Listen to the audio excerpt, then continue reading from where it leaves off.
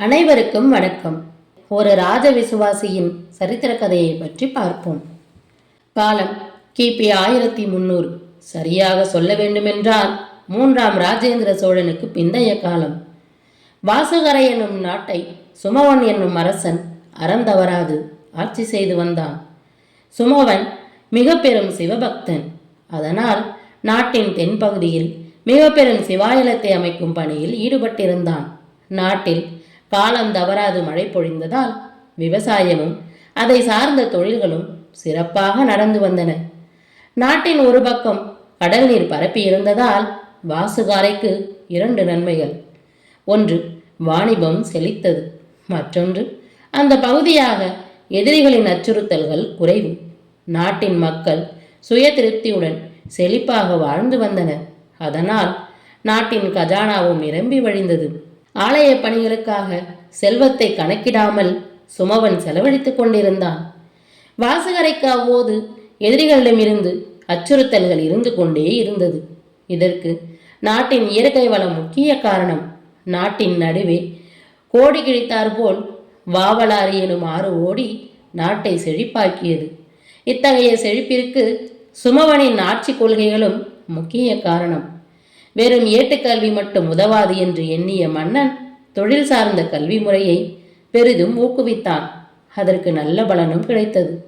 இதுபோக முக்கிய கொள்கையாக வாணிபத்தில் ஈடுபடும் தன் நாட்டை சேர்ந்தவர்களுக்கு போதுமான சலுகைகளையும் அளித்து வந்தான்.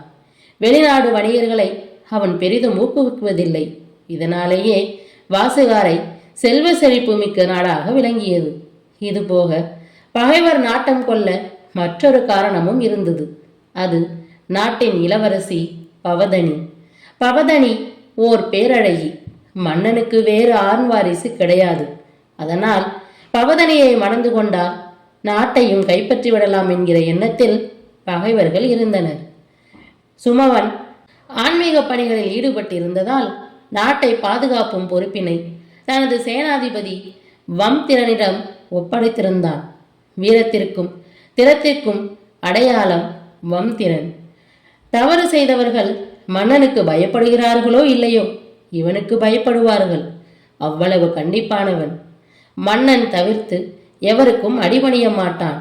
சரியெனப்பட்டதை இடம் பொருள் ஏவல் பாராது சொல்லிவிடுவான். தவறு செய்தவர்கள் யாராக இருந்தாலும் தட்டி கேட்க தயங்க மாட்டான். இதெல்லாம் அவன் சிறு வயது முதல் கற்ற பாடம். இதனால் நிறைய எதிரிகளையும் சம்பாதித்திருந்தான். இவனது முதுகில் குத்த சமயம் பார்த்து காத்திருக்கிறார்கள். இதில் சில அமைச்சர்களும் அடக்கம். போர் தொழில் போக இவனுக்கு பல திறமைகள் உண்டு. அதில் பாடுவதும் இசைப்பதும் அவனுக்கு பிடித்தவை. வீணை எடுத்து மீட்ட ஆரம்பித்தால் ராவணனே தோற்று விடுவான் என்கிற அளவுக்கு எங்கும் ஒலிக்கும் இசை. தனது நாடான வாசுகாரையை இரவு பகல் குளிர் வெயில் பாராது ஒரு நொடியும் தவறாது பாதுகாத்து வந்தான் அவன். நாட்டின் அனைத்து பகுதிகளுக்கும் தனக்கு மிகவும் விசுவாசமானவர்களை ஒற்றர்களாக நியமித்திருந்தான். இதனால் ஏதேனும் பிரச்சனை தொடங்கும் முன்பே அதை வேருடன் அழிக்க முடிந்தது. எதிரிகளின் அச்சுறுத்தல்கள் அதிகமாக இருப்பதால் பவதினி நகர்வலம் செல்லும் பட்சத்தில் பாதுகாப்பாக மிகவும் சிரத்தையாக மேற்கொள்ளப்பட்டிருக்கும். வம்திரன் நிச்சயம் அங்கே இருப்பான், பவதனியின் மெய்காப்பாளனாக. இவ்வாறு நாட்கள் நகர்ந்து கொண்டிருந்தது. எதிரிகளின் சின்ன சின்ன சீண்டல்களை வம்திரன் வெற்றிகரமாக முறியடித்து வந்தான். வசும்பனுக்கு சில நாட்களாக சரியான தூக்கமில்லை. மேலும் துர்சொப்பனங்கள் வேறு. இதற்கான காரணம் அறிய அரசகுல ஜோதிடர் அரகசையை வரவழைத்தான். கிரகநிலைகளை ஆராய்ந்த அவர் மௌனித்தார். மன்னனின் பதட்டம் அறிந்த வம்திரன் அரகசியின் மௌனம் கலைத்தான். அவரிடம் அரகசி அவர்களை தாங்கள் கொண்ட கிரக நிலைகளை பற்றி விளக்க சொல்லுமாறு கேட்டான். அவர் பெருமூச்சை விட்டு சொல்ல துவங்கினார். மன்னா, தாங்களின் கிரகநிலை சரியாக இல்லை. இதனால் நாட்டிற்கும் பெரும் ஆபத்து வரவிருக்கிறது. இதை சரி செய்ய எதுவும் வழி இருக்கிறதா என்று பதற்றத்துடன் கேட்டார் மன்னர். இருக்கிறது மன்னா. நமது அண்டை நாடான வார்சுழியில் அமைந்துள்ள சிவாலயத்தில் தாங்கள் தொடர்ந்து 16 நாட்கள் பூஜை செய்ய வேண்டும் என்றார் அரகசி. இப்போது வம்திரன் குறுக்கிட்டார். அவர்கள் எப்போது நம்முடன் போர் புரியலாம் என்று காத்திருக்கிறார்கள். அவர்களிடம் சென்று நாம் எப்படி உதவி கோர முடியும் என்றான் அவன். மாற்று வழி ஒன்று இருக்கிறது மன்னா, அதை சொல்லுங்கள் என்று அவசரப்படுத்தினான் வம்திரன். அது வேண்டாம் மன்னா என்று அரக்கசி கூற, பரவாயில்லை, சொல்லுங்கள், இங்கே நாம் மூவர் மட்டும்தானே இருக்கிறோம், சொல்லுங்கள் அரக்கசி என்றார் மன்னர். நமது இளவரசிக்கு மணமுடித்து அவளை மணப்பவனை வாசுகாரைக்கு மன்னனாக முடிசூட்ட வேண்டும் என்றார் அவர். இவ்வளவுதான், இதை சொல்லவா தயங்கி நின்றீர்கள் என்றார் அவர். இது மட்டும் இல்லை மன்னா, முடிசூட்டிய பின் நீங்கள் உங்கள் உயிரை மாய்த்து கொள்ள வேண்டும் மன்னா என்று திக்கி திணறி சொல்லி முடித்தார் அரகசி. அவர் வாக்கியத்தை முடித்த நொடி வெகுண்டெழுந்த வம்திரன் தனது வாளை எடுத்து அரகசியின் கழுத்தில் வைத்தார். உத்தரவிடுங்கள் மன்னா, இப்போதே கொள்கிறேன் என்று கடும் சினத்துடன் அவனை அமைதியடைய சொல்லிவிட்டு தானும் மௌனமானார் மன்னர். இருவரிடமும் நான் சற்று தனிமையில் இருக்க விரும்புகிறேன். இங்கு நடந்தது நமக்குள் இருக்கட்டும். நாளை நான் உங்களை சந்தித்து இது பற்றி பேசுகிறேன். நீங்கள் இப்போது போகலாம் என்றார் மன்னர். வம்திரன் சற்று தயங்கினாலும் சமவனின் வார்த்தைக்கு கட்டுப்பட்டு அங்கிருந்து சென்றான். அவன் சென்றால் அவன் நினைவு முழுவதும் அரக்கசி சொன்ன விஷயத்திலேயே நீடித்து நின்றது.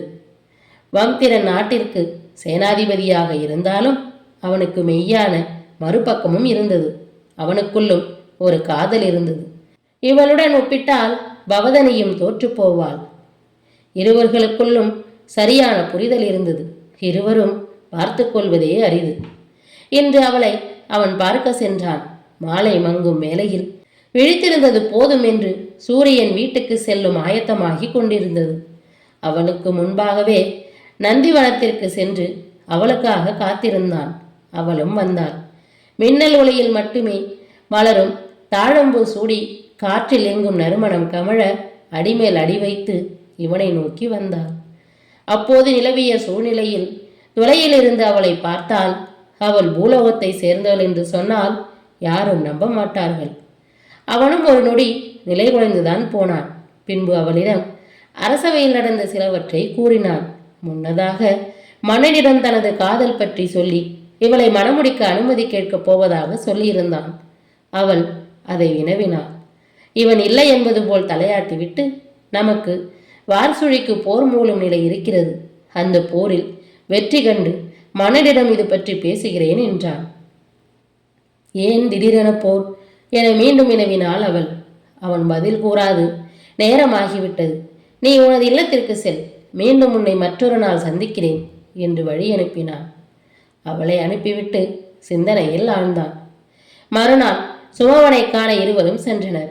அப்போது தான் எடுத்த முடிவை அவர்களிடம் சொல்ல துவங்கினார். கூடிய விரைவில் பவதனிக்கு மனமுடித்துவிட்டு தவம் புரிய வனம் புகப் போவதாக சொல்லி நான் வனாந்திரத்தில் என் உயிரை மாய்த்து கொள்ள முடிவு செய்திருக்கிறேன் என்றார் மன்னர். இப்போது குறுக்கிட்ட வம்திரன், நாட்டு மக்களுக்கு கேடு நேராமல் இருக்க தங்கள் உயிரை விடவும் துணிந்து விட்டீர்கள். வேண்டாம் மன்னா, நான் இருக்கிறேன். வார்சுழியை போரில் வென்று காணிக்கையாக்குகிறேன். பின்பு நீங்கள் அங்கே சென்று பூஜை செய்யலாம் என்றான் அவன். வேண்டாம் வம்திரா, அவர்களது படைபலம் நம்மை காட்டிலும் அதிகம். அவர்களை வெல்வது கடினம் என்றார் மன்னர். எண்ணிக்கை இருந்தால் என்ன, என்னிடம் வெற்றி பெற வேண்டும் என்ற வேட்கை இருக்கிறது. எனது உயிர் போகும் முன்னர் அவர்களை வெல்வேன், தங்களது ஆசீர்வாதத்துடன் என்றான் அவன். வாழ்த்தி அனுப்புங்கள் மன்னா என்று சொல்ல மன்னர் வாழ்த்தி அனுப்பினார். அன்றே தனது சகாக்களுடன் தாக்குதல் திட்டத்தை வகுக்க துவங்கினான். வார்சுழி ஒரு பக்கம் மலை, அதன் பக்கவாட்டு பக்கத்தில் கடல். அதனால் இருதிசை தாக்குதலில் ஈடுபட்டால் போதுமானது என்றான் ஒருவன். பொதுவான இடத்தில் போர் நடைபெற இரு நாட்டு மன்னர்களின் ஒப்புதல் அவசியம். சுமவன் சம்மதித்து விட்டார். வார்சுழி இதற்கு உடன்படாத பட்சத்தில் இருதிசை தாக்குதல் நடத்துவோம் என்று முடிவு செய்தான்.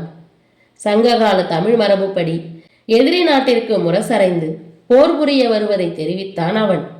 அவர்களிடமிருந்து எந்த பதிலும் வரவில்லை. அடுத்த கட்ட நடவடிக்கையாக வம்திரன் மற்றும் 15 பேர் கொண்ட குழு வெட்பூச்சி அணிந்து ஆணிரை கவர்தலில் ஈடுபட்டனர். இதற்கு அவர்கள் எதிர்பார்த்த பலன் கிடைத்தது. அவர்கள் ஆணிரையை மீட்க கரந்தை பூ அணிந்து வந்தனர். வந்தவர்களை தனது படைபலத்தால் தோற்கடித்து அனுப்பினான். பின்னர் வார்சுழியின் தூதுவன் வந்தான். தங்கள் மன்னர் போர் புரிய நாட்டம் தெரிவித்திருப்பதையும் இடத்தை நீங்களே தேர்வு செய்யலாம் என்றான். வந்தவனிடம் பொதுவான சமவெளி பகுதியை தேர்வு செய்து அனுப்பி வைத்தான் வம்திரன். மறுநாள் விழிந்தது. சங்குகள் முழங்க போர்க்காலம் சென்றான் வம்திரன் தன் படை வீரர்களுடன். எதிரிகளின் படை இவர்களை விட பெரியதாகவே இருந்தது. அவர்கள் சக்கர வியூகத்தில் படைகளை அணிவகுத்து களம் புகுந்தனர். அதை முறியடிக்க ஊசி முனை வியூகத்தை வம்திரன் பயன்படுத்தினான். இங்கே வியூகம் என்பது படை வீரர்கள் அணிவகுத்து போர் புரியும் தோற்றத்தை குறிக்கும். ஆரம்பத்தில் புழுதி பறந்த போர்க்களம் நேரமாக ஆக இரத்த சகதியில் புழுதி அமுங்கியது. மதிய பழுது வரை நடைபெற்ற போரில் வார்சுழியின் பக்கமே இழப்பு அதிகமாக இருந்தது. மதிய பொழுது வரை நிலையாக போர் செய்ய வம்திரனால் அதன் பிறகு நிலையாக போர் புரிய இயலவில்லை. இதற்கு காரணம் மெதுவாக கொல்லும் நஞ்சை எதிரி நாட்டு அரசன் இவனுக்கு கொடுக்க சொல்லியிருக்கிறார் என்பதை தாமதமாகத்தான் அறிந்தார்கள் ஒற்றர்கள். விவரம் அறிந்ததும் உடனடியாக வைத்தியர் அழைத்து வரப்பட்டார். மாற்று மருந்து அளிக்கப்பட்டு மீண்டெழுந்தான் வம்திரன். இந்த நிலையில் அவனை போர் புரிய வேண்டாம் என்று தடுத்தனர் அவனது சகாக்கள். வீழ்வது இழிவாகா, வீழ்ந்து கிடப்பது இழிவே என்று சொல்லி அவர்களிடம் ஒரு புன்னகையை உதிர்த்தான். நஞ்சிட்ட துரோகியை பிடிக்க தன் சகாக்களிடம் உத்தரவிட்டான். ஆவேசமாக போர்க்களம் புகுந்தான். அம்புகளை மழையென பொழிந்து முன்னேறினான். இந்த முயற்சியில் வாரசுழி சேனாதிபதியை சொர்க்கத்திற்கு அனுப்பினான். பின்பு வாரசுழி மன்னனை நோக்கி தனது கவனத்தை திருப்பினான். அவனை ஆக்ரோஷமாக நெருங்கினான். இவனது வேகம் கண்டு சரணடைய முயற்சிப்பது போல் அவனிடம் மண்டியிட்டு வேண்டலானான். வம்திரன் யோசித்து நின்ற நேரத்தில் தன்னிடம் இருந்த நஞ்சில் தோய்த்த கத்தியால் வம்திரனது வலது மார்பில் குத்தினான். இதை எதிர்பாராத போதும் சுதாரித்து பின் தனது வாளை கொண்டு ஒரே வீச்சில் அவனது தலையை கொய்தான். ஏற்கனவே உணவில் இருந்த நஞ்சுடன் இப்போது கத்தில் இருந்த நஞ்சும் சேர்ந்து கொண்டதால் அவனால் நிலை கொள்ள முடியவில்லை. இருந்தும் உயிர் போகும் முன் வெற்றியை காணிக்கையாக்குகிறேன் என வாக்குறுதி கொடுத்ததால் தனது புறவில் தாவி ஏறி வாசுகாரை நோக்கி விரைய துவங்கினான். இரத்தம் வழிய தேகத்துடன் அரசவைக்குள் புகுந்தான். மன்னனை கண்டு தான் வெற்றி கண்டதை சொன்னான். பின்பு தனது காதல் பற்றியும் கஷ்டப்பட்டு சொல்லி முடித்து மயங்கி விழுந்து கிடந்தான். உடனே அரண்மனை வைத்தியர் வரவழைக்கப்பட்டார். வம்திரனுக்கு வைத்தியம் பார்க்கப்பட்டது. அவனை கண்விழிக்க 2 நாட்கள் ஆகும் என்றார் வைத்தியர். மன்னர் போரில் வெற்றி பெற்றாலும் வருத்தத்துடனே காணப்பட்டார். இதை கண்ட ஒரு அரசவை அமைச்சர் தனிமையில் காரணம் கேட்டார். எல்லாம் இளவரசியை பற்றியதுதான். அவளை வம்திரனுக்கு மணமுடித்து வைத்துவிட்டால் நாடு நன்றாக இருக்கும், அவளும் சந்தோஷமாக என்று எண்ணியிருந்தேன். ஆனால் வம்திரனோ இன்னொருத்தியை காதலிப்பதாக சொல்கிறான் என்றார் மன்னர். இதில் என்ன முடிவெடுக்கலாம் என்று எனக்கு தெரியவில்லை என்றும் சொன்னார். இதற்கு நான் வழி சொல்கிறேன். இந்த அமைச்சருக்கும் வம்திரனுக்கும் பணிபோர் நடந்து கொண்டிருக்கிறது என்பதை அறியாத மன்னன் அமைச்சரின் ஆலோசனைக்கு செவி சாய்த்தான். வம்திரனின் சந்தோஷத்தை கெடுக்க நினைத்த அமைச்சர் சுமவனனிடம் அவன் காதல் கொள்ளும் பெண்ணை நாடு கடத்தி விடலாம் அல்லது அவளை கொலை செய்து விடலாம். ஒரு நாட்டின் வருங்காலத்திற்காக ஒரு உயிரை கொள்வதில் எந்த பாவமும் இல்லை என்றார். முதலில் மறுத்த மன்னர் பின் சம்மதித்தார். அதுவும் வம்திரன் கண் விழிப்பதற்குள் நிகழ வேண்டும். இந்த முடிவின்படி மறுநாளே மத்தமிழ் வீட்டுடன் நெருப்புக்கு இரையாக்கப்பட்டால் அது கொலையாக இல்லாமல் விபத்தென ஆக்கப்பட்டது. குணமடைந்த வம்திரன் கண் விழித்தான். தடுமாற்றத்துடன் நடந்து மன்னனை பார்க்க சென்றான். மத்தமிழுக்கு ஏற்பட்டதை எப்படி சொல்வது என்று குழம்பியிருந்தான். இவனது குழப்பத்தை உணர்ந்த வம்திரன் அவனை கேட்டான். என்ன மன்னா, இன்னும் என்ன வருத்தம் என்று கேட்க தயங்கி தயங்கி துயர செய்தியை சொன்னார் மன்னர். கேட்டவுடன் நொறுங்கி போனான் வம்திரன். தான் உடனடியாக துறவரத்தில் ஈடுபடப் போவதாக தனது போர்வாளை சுமவனின் பாதத்தில் வைத்தான். இதை சற்றும் எதிர்பாராத மன்னன் அவனது தோள் தொட்டு, வம்திரா, நாட்டின் பாதுகாப்பே உனது வருகையில் தான் இருக்கிறது. இதை நிரந்தரமாக்கவும் நாட்டின் எதிர்காலத்தை கணக்கில் கொண்டும் நான் பவதனியை உனக்கு மனமுடித்து வைக்க முடிவு செய்திருக்கிறேன். இந்த நேரத்தில் நீ வனம் போவதாக சொல்கிறாய். இத்தனை நாள் கட்டி காத்த வாசுகாரையை இனி யார் பார்த்து கொள்வார் என்று மன்னன் கேட்க, என்னை தடுக்காதீர்கள் மன்னா என்றான் அவன். அப்படி சொல்லாதே வம்திரா, உனக்காக இல்லாவிட்டாலும் எனக்காகவும் இந்த நாட்டிற்காகவும் நீ இதை ஏற்றுதான் ஆக வேண்டும் என்றார் மன்னர். உடனே நீ மாற வேண்டாம். நான் தெற்கே கட்டி வரும் ஆலயத்தின் திருப்பணிகள் முடியும் தருவாயில் இருந்தது. அது முடிந்து ஆலயத்தில் கும்பாபிஷேகம் முடிந்த பிறகு உங்களது திருமணத்தை நடத்தலாம் என்றார். வம்திரனுக்கு இஷ்டமில்லாவிட்டாலும் மன்னரின் வார்த்தையை தட்ட முடியாத காரணத்தால் சம்மதித்தான். நாட்கள் கடந்தன. ஆலய திருப்பணிகள் முடிந்தது. ஆகம விதிப்படி பூஜைகள் மேற்கொள்ள மிக பெரும் யாகங்களும் ஏற்பாடு செய்யப்பட்டது. இதற்கிடையில் மத்தமிழுக்கு இழைக்கப்பட்ட அநீதி வம்திரன் செவிகளுக்கு வந்து சேர்ந்தது. கடும் கோபம் கொண்டான். என்ன செய்யலாம் என்று யோசிக்க ஆரம்பித்தான். மன்னரை பழிவாங்க வேண்டும் என்று நினைத்தான். மறுகணம் வேண்டாம், துறவு மேற்கொள்வோம் என்று முடிவு செய்தான். இப்படி ஏகப்பட்ட சிந்தனைகள் அவனு மூளைக்குள் சுற்றி திரிந்தன. இறுதியாக ஒரு முடிவெடுத்தான். மன்னனுக்கு மடல் ஒன்றை எழுதினான். அவனுக்கு விசுவாசமான ஒருவனை அழைத்து மன்னரின் சேர்க்க சொன்னான். பின்பு ஆலயம் நோக்கி சென்றான். அங்கே எரிந்து கொண்டிருக்கும் யாக குண்டத்தில் விழுந்து நெருப்புக்கு இரையானான். அந்த மடலில், மன்னா, மத்தமிழுக்கு ஏற்பட்ட உண்மை நிலையை நான் அறிவேன். அதனால் என்னுள் ஏகப்பட்ட குழப்பமான எண்ணங்கள் தோன்றின. இறுதியாக ஒரு முடிவை எடுத்திருக்கிறேன். என்னவளை தீண்டிய நெருப்பின் நாவில் நானும் விழ ஆசைப்படுகிறேன். இதற்கு மற்றொரு காரணமும் இருக்கிறது. பஞ்சபூதங்களில் நெருப்பிற்கு மட்டுமே நேரடியாக வானுலகத்தில் சேர்க்கும் சக்தி உள்ளது. மையத்தில் சேராத எங்கள் காதல் வானத்திலாவது சேர வேண்டும் என்று இறைவனை பிரார்த்தியுங்கள். முக்கியமாக எனக்கு தெரிந்த அனைத்து ராஜ ரகசியங்களும் என்னுடனே இருக்கிறது. நீங்கள் என்னை வஞ்சித்ததால் நானும் அப்படி செய்வேன் என்று நீங்கள் நினைத்து பயம் கொள்ள வேண்டாம். நீங்கள் இதை படிக்கும் நேரத்தில் நான் வையத்தை விட்டு சென்றிருப்பேன். இது ஒரு ராஜ விசுவாசியின் இறுதி மடல். படித்த மன்னர் தன்னையும் அறியாது கண்ணீர் வடித்து அழத் துவங்கினார். இத்துடன் இந்த கதை நிறைவடைகிறது. அடுத்து வரும் பதிவில் மற்றும் ஒரு நல்ல கதையுடன் சந்திப்போம். நன்றி, வணக்கம்.